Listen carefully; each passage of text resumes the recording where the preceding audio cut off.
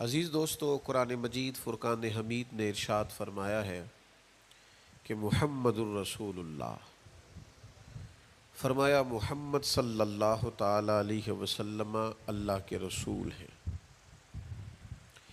نبی اکرم صلی اللہ تعالی علیہ وسلم کی رسالت، حضور کی نبوت، نبی پاک صلی اللہ تعالی علیہ وسلم کے خاتم النبیین ہونے اور حضور سید عالم علیہ السلام کے امام الانبیاء ہونے کی گواہیاں جگہ جگہ اللہ کے قرآن نے بیان فرمائی ہے۔ نبی کریم علیہ السلام اللہ کے سچے رسول ہیں، اس کے دلائل اتنے زیادہ روشن ہیں کہ وہ سورج سے بھی زیادہ روشنی دیتے ہیں، چاند سے بھی زیادہ تابناک ہیں۔ میرے بھائیوں، نبی پاک صلی اللہ تعالی علیہ وسلم کا وجود مسعود جسم اقدس ایسا خوبصورت تھا، وہ خود اس بات کی دلیل تھا کہ یہ اللہ کے سچے رسول ہیں۔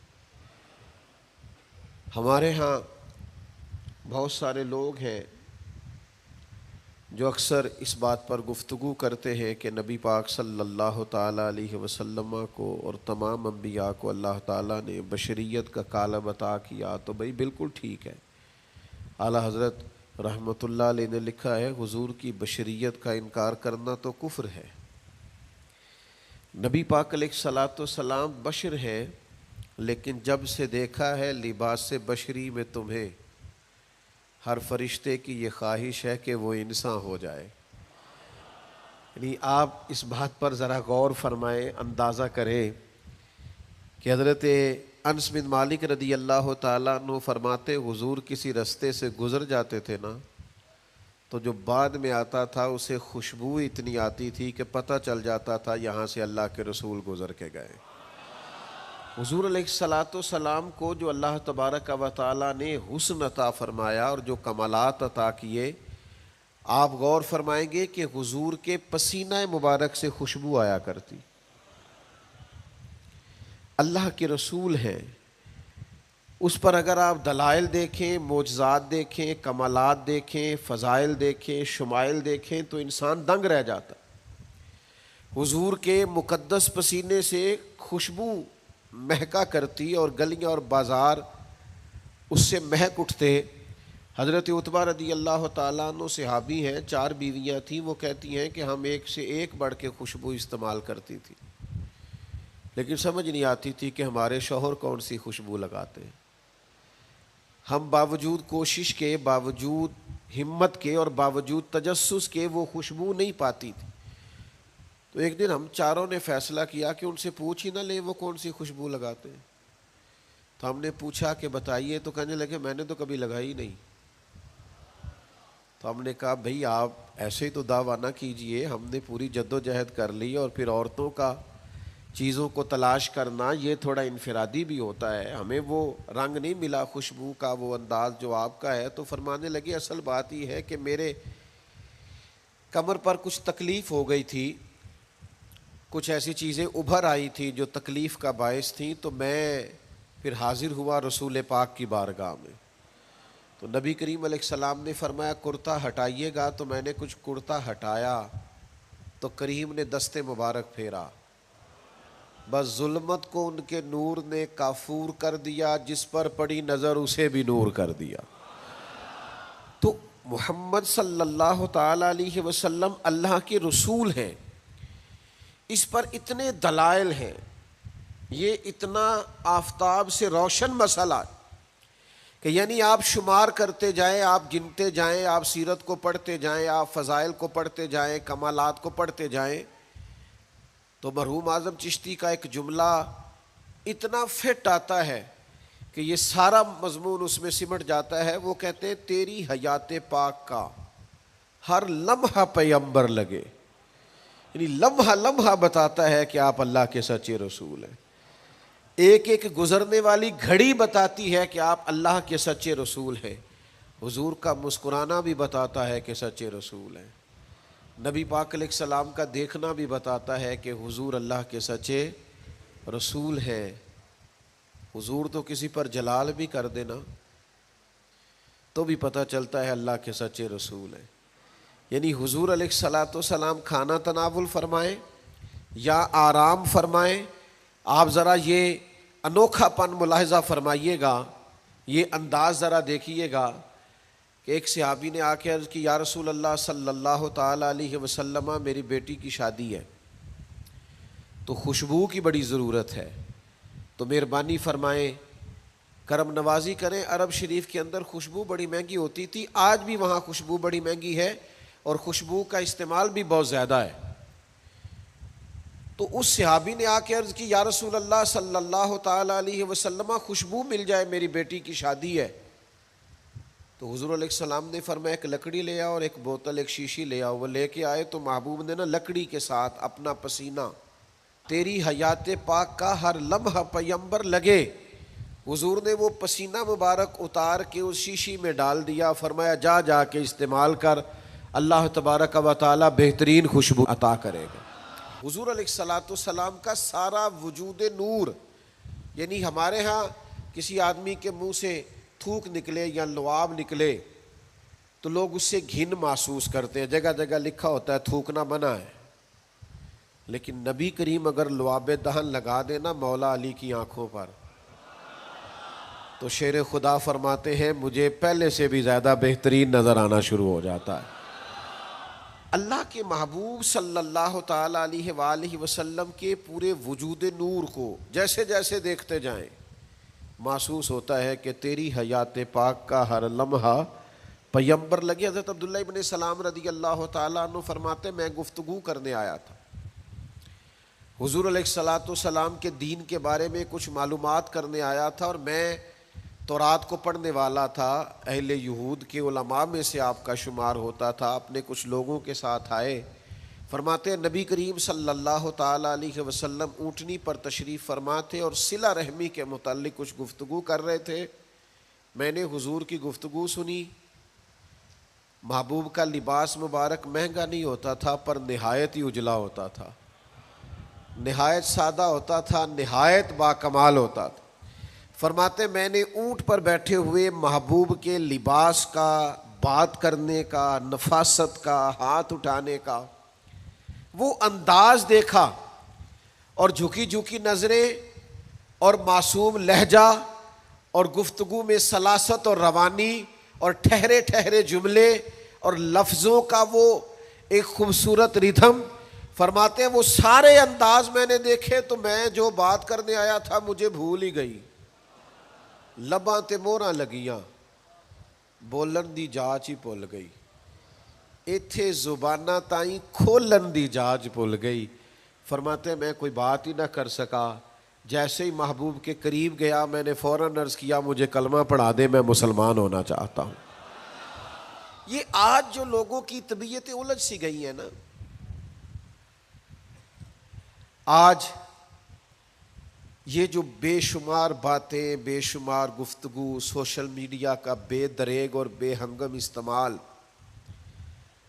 اور ذہن کو ہر وقت تھکائے رکھنا اور طبیعت کو ہر وقت اوور تھنکنگ کرتے کرتے اپنے آپ کو پریشان کر دینا، یہ جو ساری بے چینی ہے، یہ جو سارا اضطراب ہے، یہ جو ساری ہماری طبیعتیں الجھ سی گئی ہیں. ہر آدمی کو دوسرا دشمن نظر آتا ہے اور ہر ایک کو دوسرا اپنا مخالف دکھائی دیتا ہے، اور معاشرے کے اندر بسنے والا ہر آدمی لالچی دکھائی دیتا ہے. محسوس ہوتا ہے سارے شہرت کے لیے لگے ہوئے ہیں، سارے اقتدار کی جنگ لڑ رہے.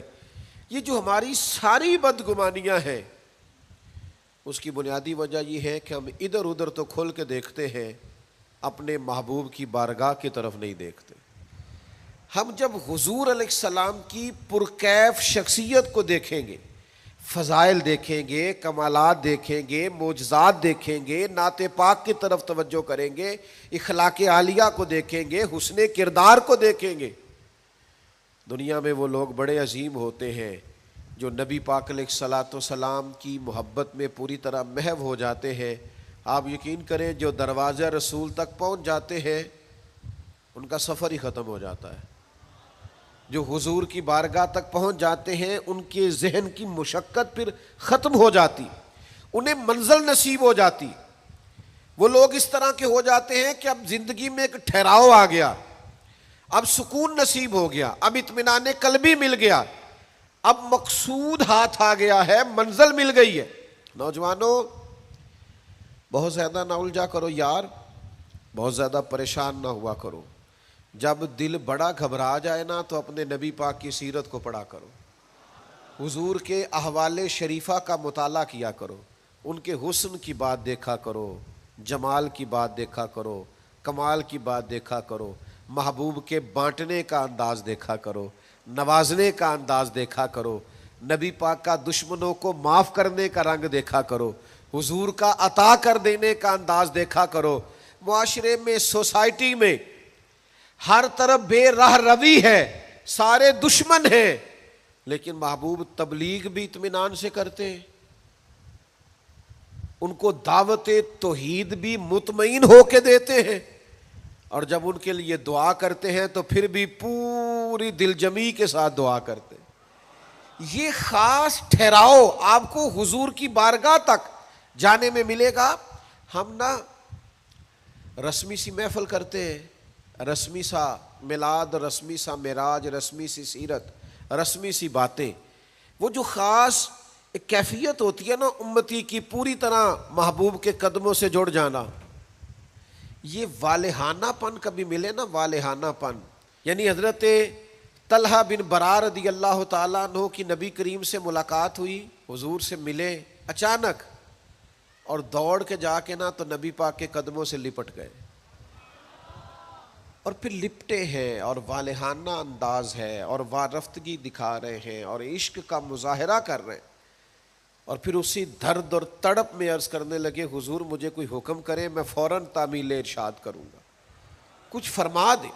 یہ والہانہ پن، یعنی کبھی آپ بڑے بے چین ہو تو کہیں یار کھولو سیرت کی کتاب، اپنے نبی کا کوئی ذکر پڑھتے ہیں، کھولو فلاں آدمی کو سنے جو حضور کے عشق کی بات کرتا ہے، آؤ کوئی نعت پاک کا نغمہ چھیڑ دے جو ہمارے دلوں کو ٹھنڈا کرے، آؤ کوئی قرب پائے حضور کے دروازہ نور کی طرف سفر کرے.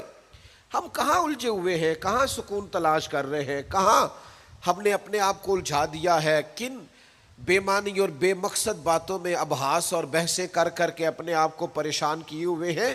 آئیے دیکھیے رسول اللہ صلی اللہ تعالی علیہ وسلم کی زندگی کا لمحہ لمحہ آپ کے کلیجے کو ٹھنڈا کرے گا، آنکھوں کو سکون دے گا، باطن کو پاکیزہ کرے گا، سوچوں کو نکھار دے گا.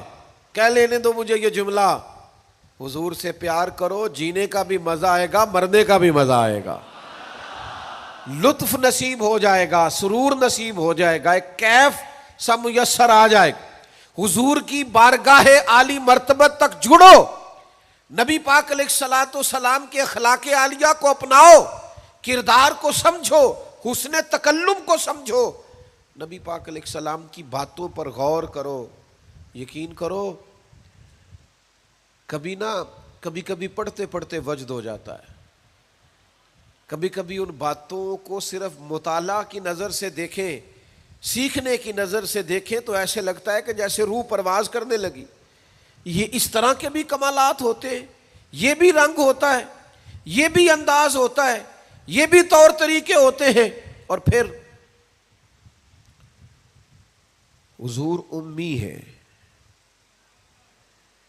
نبی کریم نے دنیا میں کسی استاد سے پڑھا نہیں،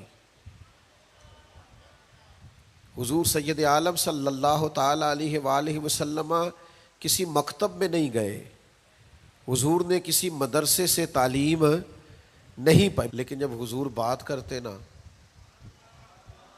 جب محبوب حکمت کے موتی رولتے نا، جب نبی پاک علیہ الصلوۃ والسلام کوئی کلام کرتے نا، آپ یقین کریں ایسا انوکھا پن، ایسا نرالا فیصلہ، ایسی حکمت اور دانائی سے بھری ہوئی بات، یعنی جو فلسفیوں سے کھل نہ سکی اور نکتہ وروں سے حل نہ ہوئی، وہ بات ایک طیبہ والے نے بتلا دی چند اشاروں سے. حضور دو چار اشارے کرتے اور عقدے کھل جاتے. ایسی دانائی والی بات، ایسی قیمتی بات، ایسی انوکھی بات محبوب بیان کرتے. حضرت سعد بن عبادہ رضی اللہ تعالیٰ عنہ کے پاس نا فتح مکہ کے موقع پر جھنڈا تھا. وہ علم بردار تھے، جن کے پاس جھنڈا ہوتا تھا وہ آدمی سب سے آگے آگے ہوتا تھا. اب ایک وقت ایسا آیا کہ صورتحال اس طرح کی بن گئی کہ حضرت سعد بن عبادہ کو اس منصب سے ہٹایا جائے گا. بڑا مشکل فیصلہ ہے. انہوں نے کوئی ایسی معاذ اللہ غلطی بھی نہیں کی، لیکن حالات ایسے آ گئے ہیں کہ جناب سعد ابن عبادہ کو ہٹانا پڑے گا، ان سے جھنڈا لیا جائے گا. صحابہ بڑے پریشان ہیں کہ حساس آدمی ہے، ان کی خدمات بہت زیادہ ہیں، کس طرح ان کو ہٹائیں گے، کیا کریں گے. نبی کریم کی بارگاہ میں عرض گزار ہے، یا رسول اللہ کیسے ہٹائیں حضرت سعد ابن عبادہ کو، اور کیفیات اور حالات بھی ایسے ہیں کہ ہٹانا بھی پڑے گا. آج کل نا بہت سارے لوگ کام تو کرتے ہیں پر دانا نہیں ہوتے.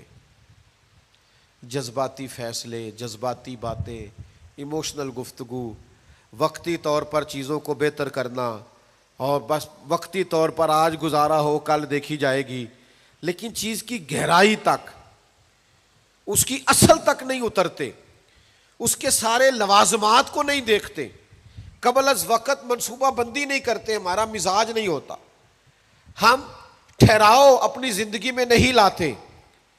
نبی پاک چونکہ اللہ کے رسول ہیں، ہر لمحہ حضور کا پیغمبر لگتا ہے.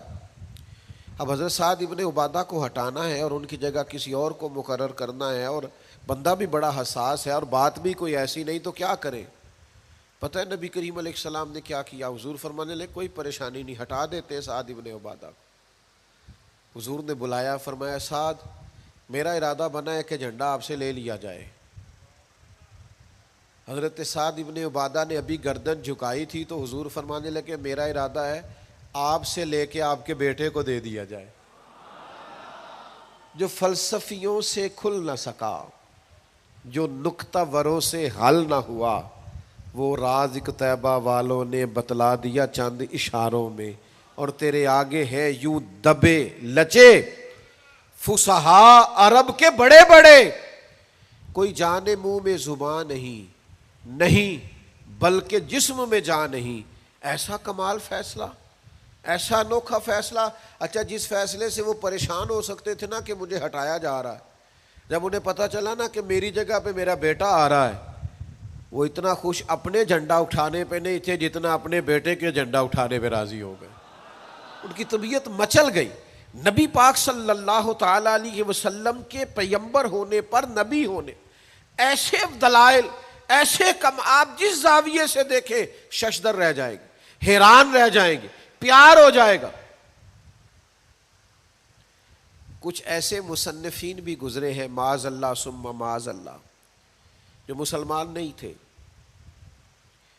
غیر تھے، کلمہ نہیں پڑھتے تھے، معاذ اللہ استغفر اللہ، نقل کفر نہ باشد، تنقید کی اینک لگا کے انہوں نے حضور کی سیرت کو پڑھا، لیکن اس نظر سے پڑھا پھر بھی مدینے والے کے غلام ہو گئے. یہ کہنے پر مجبور ہو گئے کہ نہ بھائی ایسا کوئی محبوب کہیں ہوگا نہ کہیں ہے، بیٹھا ہے چٹائی پہ مگر عرش نشیں ہے. نبی پاک علیہ السلام. پھر ایک اور بات، حضور امی ہے لیکن ایسی کمال بات کرتے، ایسا انفرادی فیصلہ کرتے کہ دنیا حیران رہ جاتی. پھر جو عظمت کردار ہے نا، بلندی یہ کردار، مجھ سے ناراض نہ ہوئیے گا، بہت سارے لوگ ہیں جو باتیں بڑی زبردست کرتے ہیں، گفتگو میں کوئی ان سے جیت نہیں سکتا. ان کا لب و لہجہ ایسا ہوتا ہے کہ شاید کسی بڑے سے بڑے عالم فاضل کو بھی بولنے نہ دے، لیکن عمل کی باری آتی ہے تو کمزور ہوتے ہیں. باتیں بیسیوں آتی ہیں، درجنوں آتی ہیں، نماز کا ٹائم ہوتا ہے تو بہانے بازی کرتے ہیں، وہ میرے کپڑے نہیں ٹھیک، بس دعا کریں انشاءاللہ شروع کر دوں گا، کہانیاں سناتے ہیں. کیوں اتنے بھولے بنتے ہیں؟ ہمیں سمجھ آتی ہے کہ آپ گفتار کے غازی ہیں، آپ باتوں میں صرف ساری چیزیں سیدھی رکھتے ہیں، آپ اس جگہ پہنچ ہی نہیں پا رہے. عمل، کردار، یہ بھی ایک مبلغ ہوتا ہے. آپ کا کردار بھی تبلیغ کرتا ہے، آپ کا لب و لہجہ بھی.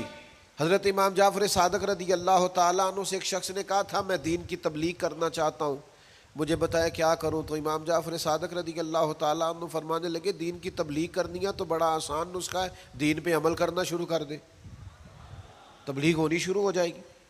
لیکن ہم نا عمل کی دنیا میں بڑے کمزور ہوتے ہیں، قربان جائیں۔ حضور علیہ الصلوۃ والسلام نے جس معاشرے میں آنکھ کھولی تھی وہ جہلاء کا معاشرہ تھا، ظلم تھا، ستم تھا، بربریت تھی۔ ان لوگوں کی سوچیں، ان کی باتیں، ان کا ظالمانہ مزاج بڑا انوکھا تھا۔ لیکن کمال کی بات ہے نا، چاروں جانب لوگوں کا مزاج ظالمانہ تھا، لیکن محبوب کو اللہ نے رحمت بنا کے بھیجا۔ ہر طرف لوگ ناانصافی کی بات کرتے تھے، لیکن محبوب نے انصاف کے بول کو ہمیشہ بالا رکھا، اس ترازو کو ہمیشہ بلند رکھا۔ ہر طرف لوگ حق کھا جاتے تھے، لیکن محبوب نے فرمایا حق کھایا نہیں جائے گا، حق دلایا جائے گا۔ کردار دکھایا، کردار۔ وہ جو تیری جان کے دشمن ہیں وہ بھی کہتے ہیں، وہ جو تیری جان کے دشمن ہیں وہ بھی کہتے ہیں امین تو ہے، صداقت کی آبرو تو ہے۔ دشمن بھی کہتے ہیں سچے تو بہرحال ہیں، امانت دار تو بہرحال ہیں، غلط بات تو بہرحال نہیں کرتے۔ یعنی دشمن بھی اگر اٹھ کے گواہی دے کہ اگر کسی نے کمال دیکھنا ہے تو آمنہ کے لال کو جا کے دیکھو، اگر کسی نے انصاف دیکھنا ہے، اگر کسی نے دھرتی پہ حسن دیکھنا ہے تو عبداللہ کے در یتیم کو دیکھو۔ وہ بھائی آپ سمجھے نا عظمت کردار کے وہ موتی جو حضور نے عطا کی۔ دیکھیے باہر والوں نے جب دلیلیں مانگی تو حضور نے معجزات دکھائے، اور جب اپنوں نے دلیلیں مانگی، مکے والوں نے، قریش والوں نے، اپنے قبیلے والوں نے دلیل مانگی، آپ نبی ہیں تو دلیل کیا ہے؟ تو اللہ کا قرآن کہتا ہے کہ محبوب نے کہا فَقَدْ لَبِثْتُ فِيكُمْ عُمَرًا مِّن قَبْلِهِ أَفَلَا تَعْقِلُونَ، اور میں نے تمہارے بیچ عمر گزاری ہے ساری، تمہیں عقل نہیں؟ میں کوئی باہر سے نہیں آیا، میں نے 40 سال تمہارے اندر گزارے ہیں، میرے جیسا کوئی سچا ہے تو دکھاؤ، کوئی دیانتدار ہے تو دکھاؤ، کوئی پاکیزہ مزاج ہے تو دکھاؤ، کوئی اس طرح کا ستھرا ہے تو دکھاؤ، کوئی اس طرح کا مزکی ہے تو دکھاؤ۔ تمہارے بیچ میں نے وقت گزارا ہے۔ باقیوں کو نبی پاک نے معجزات بطور دلیل دیے، اور جب اپنوں نے دلیل مانگی تو حضور نے فرمایا میری سیرت دیکھ لو، میرا کردار دیکھ لو، میرے شب و روز دیکھو۔ فقط لبثت فیکم عمرا من قبل، میں نے اس سے پہلے عمر کا حصہ تمہارے بیچ گزارا ہے، افلا تعقلون، تمہیں عقل نہیں؟ دوستو تھوڑا سا نا کردار پر بھی توجہ کرنی پڑے گی، اپنے آپ کو تھوڑا سا تبدیل کرنا پڑے گا۔ میں آپ کی خدمت میں عرض کروں، دولت سے لوگوں کو جیتا نہیں جا سکتا، دولت تو لوگوں کو لالچی بنا دیتی۔ آپ کسی کو پیسے دیں، 10,000 دیں، اگلی دفعہ وہ 25 مانگے گا، تو آپ 50 دیں، اگلی دفعہ 1,00,000 مانگے گا، اس کی بھوک تو بڑھتی ہے۔ آپ عہدے کے زور پر بھی لوگوں کے محبوب نہیں بن سکتے، اس لیے کہ پھر وہ شخصیتوں سے پیار نہیں کرتے، کرسیوں سے پیار کرتے۔ آپ کرسی پہ ہے تو آپ اچھے لگتے ہیں، جب دوسرا آئے گا تو اس کو سلوٹ کر لیں گے۔ نبی پاک علیہ الصلوۃ والسلام نے فرمایا اگر تم کسی شخص کو قائل کر سکتے ہو اور اس سے محبت بڑھا سکتے ہو تو ایک ہی صورت ہے، اور وہ تمہارا حسن اخلاق ہے۔ اللہ کے محبوب صلی اللہ تعالی علیہ وسلم نے خلق کے ساتھ، کردار کے ساتھ، نبی پاک علیہ السلام نے محبت کے ساتھ، زید بن دسنہ بہت بڑے یہودیوں کے عالم تھے۔ ایک دن حضرت بلال حبشی رضی اللہ تعالیٰ عنہ سے کہنے لگے سنا ہے نبی پاک علیہ السلام کی بارگاہ میں جب بہت سارے مہمان آتے ہیں تو آپ کو کچھ قرض بھی لینا پڑتا ہے۔ جناب بلال کہنے لگے لینا پڑتا ہے، کہنے لگے مجھ سے لے لیں، میرے پاس اضافی پیسے پڑے ہیں، آپ نے دے ہی دینے۔ حضرت بلال نے لے لیے، ایک ٹائم مقرر ہو گیا، فلاں دن پیسے واپس کرنے، اپنی وعدے میں 3 دن رہتے تھے۔ نبی پاک علیہ الصلوۃ والسلام مدینہ طیبہ کے چوک میں کھڑے ہیں، ساتھ حضرت عمر فاروق رضی اللہ تعالیٰ عنہ، یہ وہاں پہنچ گئے یہودیوں کے عالم۔ آ کے کہنے لگے وہ میری رقم واپس کریں. تو حضور نے فرمایا ابھی تو وعدے میں 3 دن رہتے ہیں. تو اس نے بڑے سخت جملے کہے. آپ کی توجہ ہے میری بات پر؟ سمجھ آ رہی ہے میری باتوں کی؟ چڑھانے والے اتنے خطرناک نہیں ہوتے جتنے چڑھ جانے والے خطرناک ہوتے ہیں. اتنی جلدی کسی کی باتوں سے چڑا نہ کرے. یعنی ہر ایک کوئی دشمن بنا لیتے ہو. جس کا سٹیٹس ہی نہیں آپ کے ساتھ کھڑے ہونے کا اسے بھی دشمن بنا. اور دعا کرو کہ دشمن بھی خاندانی ہو. ہر ایک کوئی دشمن مان لیتے ہو. اسے بھی میرا اختلاف ہے, یہ بھی مجھ سے حسد کرتا ہو. چھوڑیں یار, آپ کا کوئی سٹیٹس ہی نہیں ہے. سب کے ساتھ آپ کا مقابلہ شروع ہو جاتا ہے. کہیں رکے تو صحیح. کہیں وہ جو 3 بندے وہاں کھڑے ہیں, وہ جو 4 وہاں کھڑے ہیں, وہ جو 5 وہاں کھڑے ہیں, وہ میرے خلاف باتیں کر رہے ہیں. اور یار آپ بلا وجہ پریشان ہیں. وہ کوئی اور گل پہ کر دینے تو ہڑی نہیں کر دے. وہ کوئی بلا وجہ دشمن بنا لینا, چڑ جانا, ذرا سی بات پہ ڈسٹرب ہو جانا, بہت زیادہ پریشر اپنے ذہن پہ ڈالنا, اس سے بندہ کمزور پڑ جاتا ہے. انہوں نے سخت جملے کہے, لیکن نبی کریم صلی اللہ تعالی علیہ وآلہ وسلم نے نا کسی بات کا کوئی جواب نہیں دیا. حضرت عمر نے تلوار نکال لی. تو حضور فرمانے لگے کہ عمر آپ نے تلوار نکال لی ہے, آپ کو چاہیے تھا انہیں کہتے مطالبہ نرمی سے کریں اور مجھے کہتے ان کی رقم واپس کریں. فرمایا چھوڑو. یہ جو وقار ہوتا ہے نا, یہ آدمی کے قد کاٹ کا پتہ دیتا ہے. یہ جو حوصلہ ہوتا ہے یہ اس کی تعلیم کا, اس کی تربیت کا, اس کے علم کا, اس کے بڑے ہونے کی خبر دیتا ہے. حضرت عمر سے حضور نے فرمایا چونکہ انہوں نے اب پہلے مطالبہ کر لیا ہے تو ہم ایسا کرتے ہیں پہلے ہی پیسے دے دیتے ہیں. فرمایا آپ ان کو ساتھ لے جائیں, فلاں جگہ کھجوریں پڑی ہیں تول تول کے دے دیں, اور جب ان کا قرض پورا ہو جائے نا تو یہ جو آپ نے ان کو غصہ دلایا نا تھوڑی کھجوریں زیادہ بھی دے دیجئے گا, تھوڑی مٹھائی بھی دے دینا, قربان جائیں. حضرت عمر رضی اللہ تعالیٰ عنہ فرماتے ہیں میں حضور کے حکم کا پابند تھا, میں ان کو ساتھ لے گیا اور لے جا کر کے کھجوریں تول تول کے دے رہا ہوا. مجھے ان پہ غصہ ہے, وہ مجھ سے ہلکی ہلکی باتیں کرنے لگ گئے حضور کے اخلاق کے بارے میں, نبی پاک کی بردباری کے بارے میں. تو مجھے جلال تھا, میں نے کہا تو کھجوریں لے, زیادہ باتیں نہ کر. میرا اپنا ایک خیال تھا کہ انہوں نے بڑے سخت جملے کہے ہیں. تو فرماتے انہوں نے میرا ہاتھ تھاما اور کہنے لگے عمر یار میرے اوپر جلدی نہ کر, میرے درد کو سمجھ, میں تورات کا عالم ہوں, میں نے اللہ کے آخری نبی کی جتنی نشانیاں تورات میں پڑھی ہیں ساری مدینے والے محبوب میں پائی جاتی ہیں. ایک نشانی میں نے یہ پڑھی تھی کہ جتنا جتنا کوئی جہالت کرتا جائے گا نبی پاک کا علم اتنا ہی غالب آتا جائے گا, حضور کی بردباری اتنی بڑھتی جائے گی. تو میں نے نا جان بوجھ کے حضرت بلال کو پیسے دیے تھے, اور 3 دن پہلے میں نے واپسی کا مطالبہ بھی جان بوجھ کے کیا تھا. میں نبی کریم کا علم دیکھنا چاہ رہا تھا, میں وہ تورات کی نشانی دیکھنا چاہ رہا تھا, اور پھر میں نے سخت جملے بھی جان بوجھ کر کیے. پر قربان جاؤ مدینے والے کو جس اینگل سے بھی دیکھا ہے اللہ کا سچا رسول ہی پایا. محمد الرسول اللہ, محمد اللہ کے رسول ہے صلی اللہ علیہ وسلم.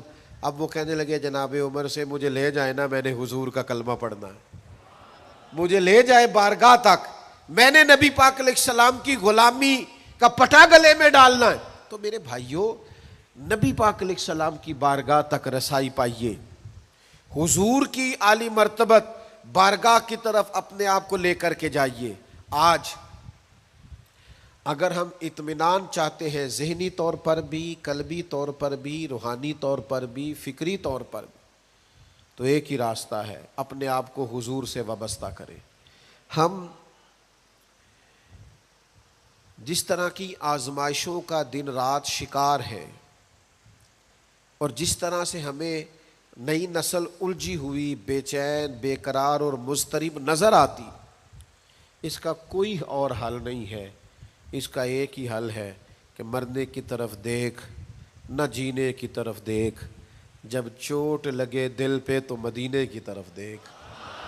اپنا تعلق حضور سے جوڑیے، اپنا رشتہ نبی کریم سے جوڑیے۔ میں آپ کی خدمت میں عرض کروں گا، وقت نکال کے درود پاک پڑھا کریں، وقت نکال کے حضور کی سیرت کا مطالعہ کیا کریں، ٹائم نکال کر کے نبی پاک صلی